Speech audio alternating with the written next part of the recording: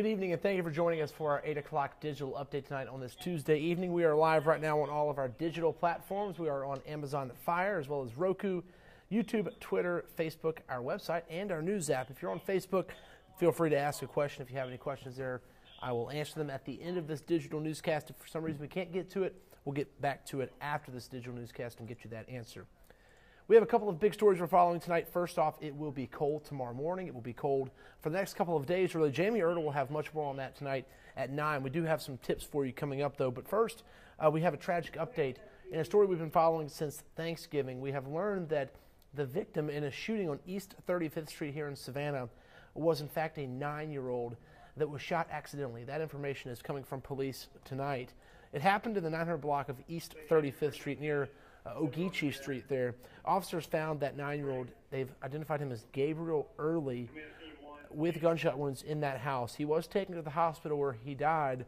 Their investigation revealed to them that an adult relative accidentally shot Early. So once again, they are saying this was an accidental shooting. So at this time, no one has been arrested. We will continue to follow this story. As soon as police give us any more updates, we'll of course pass those along, but really just a sad update tonight. That happened on Thanksgiving. Okay, back to the top story. We were talking about cold weather. It will be cold. So we have some tips. There are also some shelters that are opening up. If you know anybody that needs a place to stay, there are a few different places across town. You can stay at the Salvation Army as well as a couple of different rescues. One of those is the Old Savannah City Mission. They have more beds set up. They've got meals ready as well for that crowd they are expecting tonight. The program director says the emergency shelter has 40 beds. When the temperatures drop below 40 degrees, they set up an additional 40 beds. It will, in fact, be below that tonight. At least it feels like it will be. All of those people also need to be fed. Lee says the mission serves 5,000 meals a month, just on average. With additional people here, they need some additional help from the community.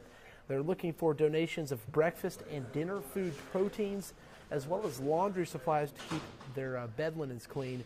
They also want to give guests a way to keep warm when they leave. Take a listen. One of the things that we are always in need of, especially during this time of year, are coats and jackets, not only for children, but for adults in varying sizes.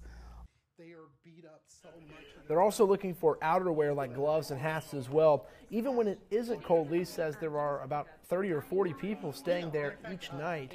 They're preparing for maybe double that as the temperatures drop tonight. That location is there off of Bull Street near in between 40th and 41st Street. So if you have donations you want to drop off, you can do that to their location there on Bull Street. Speaking of the freeze warning we're expecting, SEMA, Chatham County's Emergency Management Agency, has some tips tonight for us as we dip into some of these cooler temperatures for tonight. They say don't forget about the 4 Ps. The first one, and the most important, is the people. The second one is the pets, then your plants and your pipes. So check on the elderly and others that might need help as the temperatures get cool. All pets should be kept indoors. That does go without saying, but some people still keep their dogs outside thinking with their fur they might keep cool. But bring those pets inside. Also, never leave them in a car either. Plants should be brought inside as well. And then lastly, be sure that your pipes are properly insulated. Keep your faucets dripping just in case as well, especially if you have an older home that might not be as well insulated. As the temperatures drop, Savannah Fire is also encouraging you to remember these few things to keep you safe. So the first, these are fire safety tips really, is what they're telling us is to keep your flammable items at least 3 feet away from your furnace, your fireplace, your wood stove, or your portable space heater, and never use your oven to heat your home. And turn off those portable heaters when you leave the room or when you're going to bed. A lot of fires start from those heaters that get left on, so turn them off if you're not in that room, and then really don't use your oven to heat the house. I know some people think that might go without saying, but there are a lot of people that do that. Savannah Fire says the calls start to turn up, and they see an uptick in calls when the temperatures get cooler. So keep those tips in mind. We've, of course, got all that for you on our website as well. When it comes to the cool temperatures and how long they're going to last, Jamie Erdahl will be back at 9 o'clock with a full update on that. But it will be cold. We've heard from her and Dave all night that it will be chilly tonight, chilly tomorrow, and then chilly going into Wednesday night as well. That about does it here for our digital update.